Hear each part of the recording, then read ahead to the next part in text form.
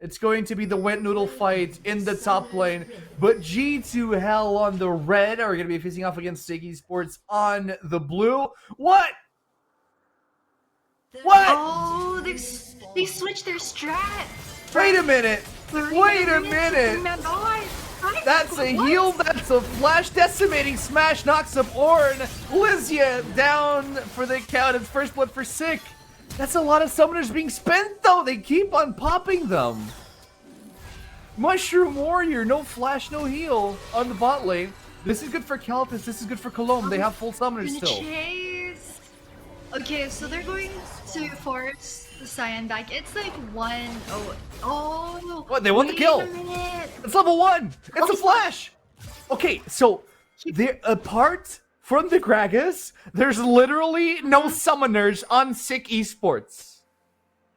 Yeah, they blew 5 summoners. What? Oh, wow. I like the thinking going on, which is oh wait, no. Flash Cologne flash. No, wait, she's baiting. Ooh, she was baiting for the damage output, but Karina is going to nab the red buff safely. There's not going to be any interruptions whatsoever. Is she going to keep on taking it? Yes, she is. Yeah, she is because good morning. So Johnny starts blue buff. This is good. Usually, this is good. So Jenny, we're winning bot lane, Jenny. We're winning bot lane, Jenny. Now it is Cultist's time. The heal is gone. One more auto. It's Cologne for the double kill. Look at her. She is the AD carry now. That was so close. I just love how Caltis, just like absolutely cool as cucumbers, just stone cold at the end there. Like, looked a bit close. No, like her health, like she nearly was super close. But I like the way that they played that out because Cologne also, after getting hooked over the wall, right, you're kind of thinking, oh, she's going to have a hard time in lane because she's only got one pot left. But then they decide to go for the aggressive play and bit of a mispositioning from SIC. I think they also were a bit overconfident. They didn't expect Caltis and Cologne to just walk straight up and 8-8 them. This is a very fast gank. It's double buff and he's half health, so I don't think she wants to commit to that exactly. Yeah, she's gonna wrap around and like keep on clearing. I think so she did actually go into our topside Rid jungle because they knew that Rid was getting stolen, so she did like get a couple of our camp. There's a deep ward in our top jungle also, which is why she came from that spot. You know what they miscalculated in the bot lane? Like it's easy to forget that you're playing against 280 carries. Like really easy. That's true. And we're talking about 80 carries that like you don't really have items in Ashe, so she still stings like an 80 carry in the early game, and Karina's setting up a little gankaroo. Careful. Wow. Yeah, she has to be careful kind of the blind, like hook over the wall just in case. Blitz kind of got that little intuition going down, but yeah, as always, for Ashe, of course, you get enough AAs down, especially on like a wave that allows you to proc your Q faster. It does give you that little extra boost of attack damage. Oh, there's a they have a pink there, so yeah. Karina with blue. But they don't have any gonna wrap around. Wait, what? How would the SIC know? What kind of game sense is this? They have no information that tells them that Vi is bot lane, but they're still Colombe's gonna get caught by the blitz. No. In comes Insane, and Colombe is down for the count, and the shutdown goes in favor of the jungle. This really could be a problem moving forward. Yeah, for sure. I think they just got a very good read, I think, of Karina's pathing and Karina's timing. So they managed to just like narrowly miss each other over in River, and I think Colombe thought that, good chunk damage. Blitz has pretty much no mana, so that's why Caltis knows she has the freedom to just push this aggressively and walk so far forward like that, even though it is 1v2. But yeah, I think Cologne just thought that, you know, Karina was nearby, it was safe to like go make some vision over in the river, but just SIC were able to grab the timing on that very well. It's actually going to be a 3v2. They don't know. Yeah, they don't want it. That's the call's dragon. Here. They don't need to know. They do not need to know. The call is dragon, and dragon they go. So Sejuani crosses the bushes. They're going to see her, and they're going to turn on Finn Sane immediately. And it's all a sea of roses for G2 Hell as we secure the first objective of the game. I mean, apart from Sejuani being 2-0, this is looking pretty solid for us so far. Yeah, I think we're doing all the things right, all the things that we are strong at, which is like, you know, that kind of like cheesy level 1 where you're not really sure what to expect. In the past, we used to like 3-man the red buff in bot side when we were starting on red side. Today, instead of just straight starting at the red buff bush, we had like 5-man bot, and then after that skirmish, then they slowly walked to the red buff. So a bit of a cheeky adaptation, and then also like usually these 7-minute early dragons that were also pretty fond of taking this time around. It's pretty early. Sedge is back, man. It's She's okay. So they can try. They can try to dive this. It's okay. Cultist is ready and waiting. Mr. Tack just said if G2 win today, G2 wins our uninstall league. You know what? Ditto. I'll second that. Look, I'll second that. If you wanna uninstall, just uninstall, man. I feel like a lot of people are always like, man, I'm like on a lose streak. If I lose one more game, I'm gonna uninstall. I feel like we've given enough time to this game already, and like, you know, sometimes you gotta know when to let things go. You know, if it's not working out for you. Nah, G2 are gonna win. G2L, this is their game. This is their game. This is their series. The start of a new win streak. I believe in G2O this time around. Karina might be looking for a gank. You have 6 on Tifa. Shockwave is available, but she's gonna go back. Teleport's up though. Or no, it's not. No, it's not. No, it's not. I'm looking at. Lysia's up. Okay. Yeah, they actually have 7. There's been like so much ganking and jungle action going around that, like, you know, the junglers only are just now hitting that level 5 mark, but these solo laners have already hit 7. Ornn also is 7. Sion kind of a bit behind with the level 6, down about 10 CS. Karina, oh no. This is good. This is okay. This is okay, but they have full vision. Yeah, Blitz is also really early roaming, so he is still level 5, but does still have the hook, which combines very well with the follow-up from the rest of the team. You don't necessarily need your R either. They just pulled the flash off of Karina. That a bunch of people are here. Wait, 5? Well, this is not a 5-man, it's a 5 women in the Herald pit right now. As all of G2 are trying to contest this objective, but unfortunately didn't have that much of a setup. They do have vision over the Shockwave in the bot lane, the mid lane actually. Straight up, in comes the call. The Forge God over the wall to get knocked up, interrupting the side and Q. In the back, Karina does take down the Gragas. Insane does get the trade kill and a double for the Sejuani. 2 for 1, favorable to SIC. Not good for G2 Hell as they also dropped Herald here. Yeah, bit of a scrappy fight, I think. I mean, Tifa had a pretty good Shockwave early at the start of that one. It did catch out 2 members. Their initial burst was very good, but I think SIC managed to play the disengage on that very well. I think it was GTL's decision to chase them through the choke point, right? But they didn't necessarily have to chase them down. I think what SIC did was they funneled the rest of the members who were running away first, and then they had the Sion, who's the devious member, at the back. So GTL couldn't actually burst the Sion down, even though like Colomb had some pretty good damage output. So they were just able to reverse and pick up the support.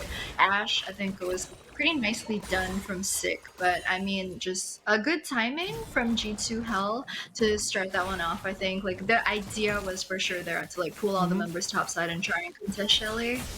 Yeah, I guess I just need a little bit more focus on the team fight. Oh, Cultist. Oh no. Cultist is going to eat that E. She's all alone. We need the Colomb ult to come through, but she's still at level. Wait, why was nobody committing to Cultist? She just walked away from the situation. What? Oh! No! Over the wall. In comes the hook, but here comes Vi! Have you ever really won? How does the song go? Oh, Karina gets caught. It's a chunk and a half. They're trying to at least trade something. If the shutdown comes through, it is huge for Cultists. The Sejuani ult is a couple of seconds off. Mushroom Warrior is also in trouble. Are they going to go for the dive? They get the kill! Nice. We trade! Colomb is on 3 kills. Cultist is the support for this game, I'll tell you that. That's really unlucky. I think that Cologne has the she's got the CD boots already, so her W's are just gonna be coming out even faster. Blitzcrank is just kind of being forced to stay in lane right there to manage the wave a bit more, but that's gonna mean that G2 will actually have prio over the second dragon, because they took their first one so early at 5.5 minutes, we're at 11 minutes, and they're already taking their second one. Bit of a shame just now, Karina, right before she died, she was like 2 seconds off from having her ultimate again. I think that would have made all the difference, but I mean, it's kind of balanced by Sejuani, who was also very close to having the ult timings from their earlier skirmish in top side. But yeah, pretty good second Drake going over to G2 Hell and a couple of kills. This is okay. No, this is fine. I'm okay with this because the longer Sejuani stays alive, the more that shutdown gold is going to stack. You know what I mean? And sooner rather than later, Cultist is going to be in a position where she's going to be like, boom, grab that bag. Oh, nice. Lordy, that is a full focus on the Zaya. And down goes the Mushroom Warrior. Once again, Vincent in the front line. Karina takes one for the team. Cultist gets pushed back, but in comes Lizia from the back. They're going to get the shutdown, and the shutdown goes to Cultist. I called it. That's the pure man div right there. Gragas a bit late to our woman div. That's the Gragas a bit late to the party. I think that, you know, just pure 3v3, you know, might not have been enough. I think that's one thing that is looking just a bit dicey for us right now, which is that Karina's got to be a bit careful on the Vi, because Vi has one play style, right? She ults in and then that's it. But it kind of has the same drawbacks as champions such as J4, such as Leona, where if you fall behind, you pretty much don't have any choice because you ult in. But if you're a bit behind, Sejuani was like 6-1 right now. So if you just compare like in terms of jungle difference, it's kind of hard for the Vi to go in. She knows if she goes in, she's probably going to get bursted. She did go Black Cleaver, so I think she's opting for the initial burst, and she's pretty much, you know, saying that she's going to ult in, get as much damage as she can, but it's going to be that self-sacrificial play for her team, and she's counting on the team to follow up. So I think that's the what Black she's chosen Cleaver is to go. Phenomenal, because like Bold. you're It's very cracking bold. It's very. No, you're cracking open the shell for Cultists, and you have not one, not two, but 3 considerable tanks that need a little bit of a touch up on that armor, you know. And we're talking about the Blitzcrank, the Sejuani, and the Sion. I guess you could say Gragas, but Gragas is going full AP. So first item, I don't know if oh that's a dive. That's a dive on Sion. They're shuffling through the aggro and a clean dive. Karina takes the bigger shot, but it means nothing when they get 3 plates and a Sion. I was not sure. Tifa! Tifa! Shockwave! The Shockwave on 3, but it was just a pretty play. Unfortunately, her fate was sealed. That's crazy, though. I mean, the sidestep, first of all, to dodge, the flash to dodge the Sejuani ultimate, and then the her shockwave to catch all 3 members. That's kind of the thing with an ultimate like Orianna, which is the more people gank you in the lane, it's just the more powerful your ult is going to become, because you can land it on 2, you can land it on 3. So she did that. Just bought herself a bit of time, though. It looked cool. It looked cool, but right now it's Cultist is the one who has that 150 bounty over in the bot side. SIC do manage to pick up the Shelly this time around. It is that Blitzcrank make him stop. Karina goes right back in and calls for payback. Now she's left behind. You do see the teleport come through. And the teleport belongs to Uko as they all swarm. The mid lane cultist is the last lady standing here as Karina and Colombe drop dead by the rampage of SIC Esports. Errol drops down mid as well. Yeah, it's a bit of a shame because it's giving SIC the opportunity to take the mid tower earlier on. This is actually their first tower of the game. Earlier, they didn't really have a lot of good options as to which lane to drop Shelly in, but because of that pickup off of Karina, it kind of looked like maybe G2L weren't quite on the same page. I think they could have backed out, but then Karina kind of made the decision to go back in, thinking that because the rest of the team were nearby, they might want to go for a turnaround, but then the team kind of saw Karina going and we're like, actually, we don't really want to do this. So, you know, just this is just jungle, just typical sad days for jungler, you know? Like you want to do something and your team wants to do something else. I mean, G2's focus is on the dragon. This is dragon number 3. We're only 16 minutes in. Difference is SIC Esports now have full commitment to this objective. Another difference, though, is at G2L, we have everything up, and SIC don't have some of their major tools for a team fight. You don't have the Xayah ult, and you don't have the Sion ult. It'll be a good fight if G2 pull the trigger, and they do a shockwave on 3! Down goes the Blitzcrank, and Sion or Sejuani follows up. Shut down for Tifa. 5 on 3. The dragon has to be ours. Yeah, SIC can't contest this at all because the Sejuani's down. They can't even go for a smite fight at this point. I think G2L have shown very good target selection in the last 17 minutes of this game, right? Because this time around they opt to burst down the Blitzcrank first to make sure that you don't get much utility from the Q or the knockup or the follow-up R from Blitzcrank. In one of the earlier skirmishes we saw, they just went straight for the Xayah first. Like they know that SIC's playstyle and entire composition is based off of having their Xayah carry, but also like they're just taking down the other members who they can't burst down because Sedge is so far ahead. She's got all these tank items, right? Sion, you can't burst him down either. Greg is always a bit slippery, so it's just you can melt him down.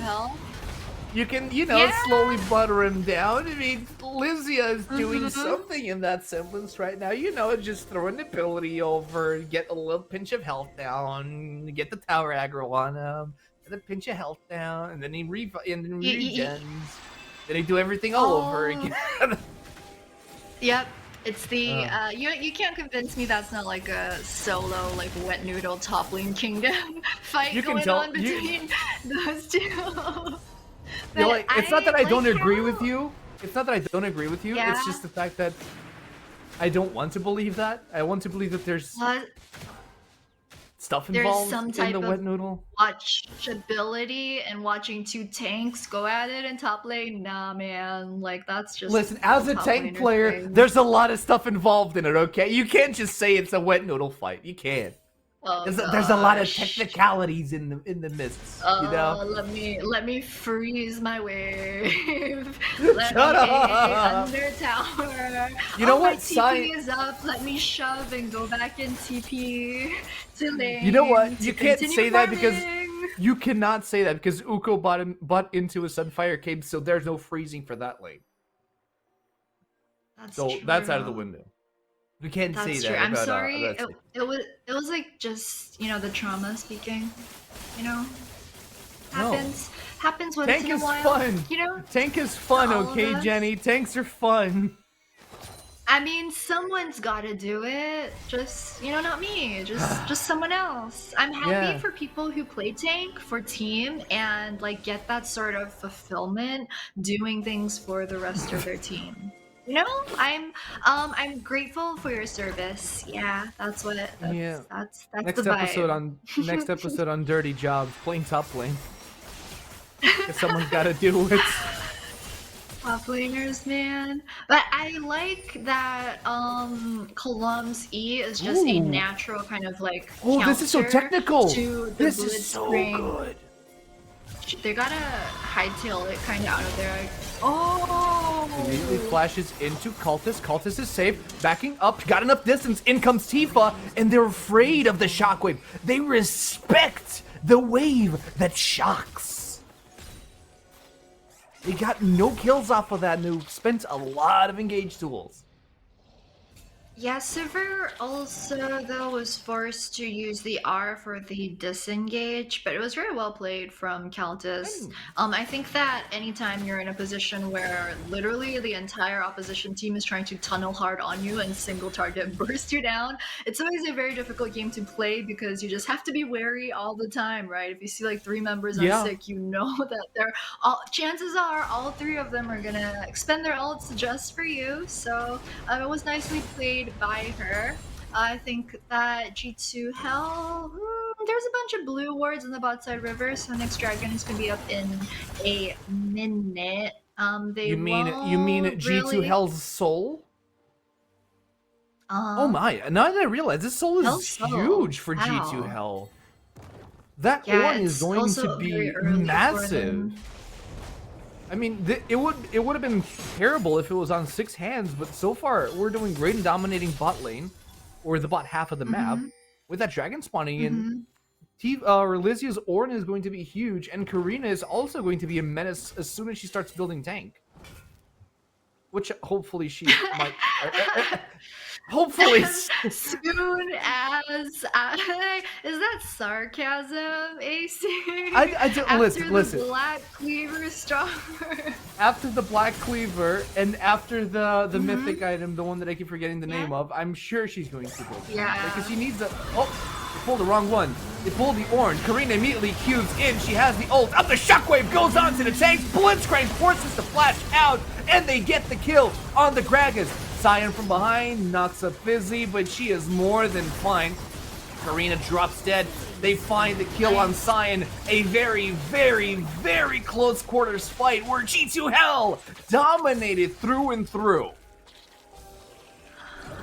Bit of a late TP, I think, from SIC for that one. I think G2 Hell, when they started off the fight, it was a very nice 5v4 by them, so very good choice of timing for them to start the fight at that point in time. And then you could see that I think it was Gragas who was pretty much taken down already when the Sion TP came in from the back. So it looks like they're actually not going to give up on this.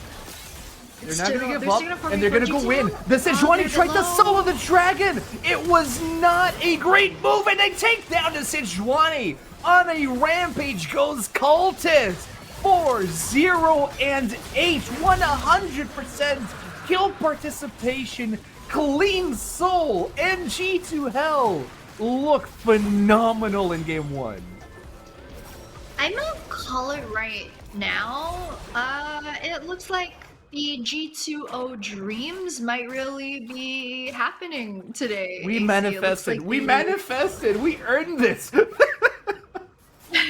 Long have we waited for this. But yeah, I mean, we were talking like in the past about some of the weaknesses that G2 Hell have, which is like not being able to snowball their early game advantage into the mid game. I think one of the adaptations they made this time around was really prioritize the early game dragon, and then why did they?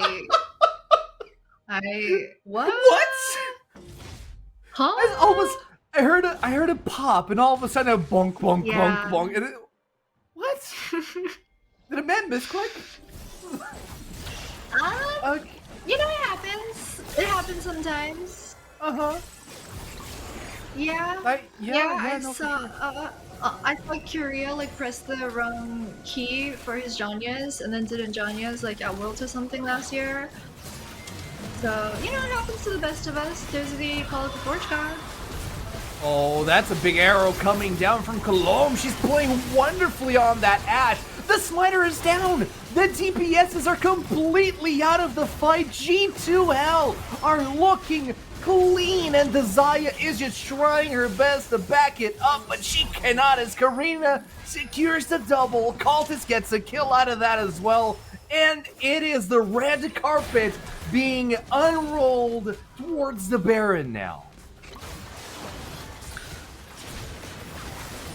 Yeah, this is gonna go completely uncontested. Well, you know, the contest was earlier, so this time around, like, the follow-up for Baron is pretty free, but I like how even though they know that, like, enemy jungler is down, early members are down, they're still playing it very careful. We just have Tifa just scout on the bottom, make sure that there is zero chance of SIC trying to go for any type of, like, cheesy steal or play, even though they don't really quite have the tools to do that, but very careful from G2 Hell, despite the fact that, you know, they're so far ahead, they won the team fight, they can safely get Baron. So I like how careful, how textbook they're playing this. But yeah, a lot Oh, of very man. good things that we're seeing from the G2 Health squad. This time around, they went for the very first dragon at 5.5 minutes, which kind of pushed their like power spike. It pushed like the fight for like fourth dragon even earlier, and it forced them to like be a lot more proactive in terms of taking those fights. Oh, that's a swing and a miss.